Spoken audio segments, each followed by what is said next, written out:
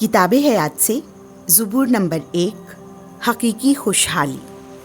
मुबारक है वो आदमी जो शरीरों की सलाह पर नहीं चलता और ख़ताकारों की राह में कदम नहीं रखता और न ठट्ठाबाजों की मजलिस ही में बैठता है, बल्कि जिसकी मुसर्रत खुदावंद की शरीयत में है और जो दिन रात उसी की शरीयत पर ध्यान लगाता है।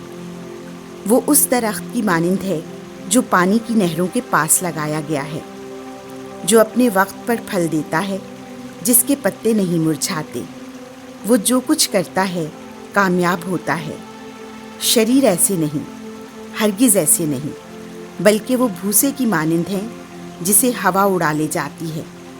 इसलिए शरीर अदालत में कायम ना रहेंगे और ना खताकार सादिकों की जमात ही में, क्योंकि खुदावंद सादिकों की राह पहचानता है, पर शरीरों की राह नाबूद हो जाएगी।